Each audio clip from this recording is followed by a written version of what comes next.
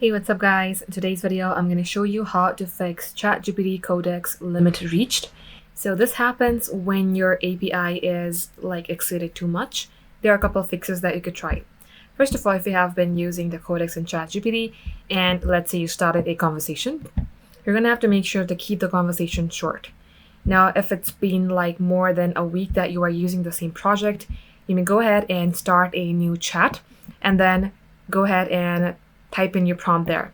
When you're working on your project and if you have been using it for more than a week, ChatGPT or Codex has to use all the codes from once, meaning it will read all the code at the same time from the last 1 week. So constantly changing from the same project to a new chat and typing the information there could fix the problem. Next thing you could try is turning off your VPN. For example, if you have been using a shared VPN for IP address, you may go ahead and turn off the VPN for a couple of seconds or minutes and see if it fixes your problem. Third is you can try clearing the browser's data. So select three dot icon, scroll below, go for settings. In here you will see privacy and safety.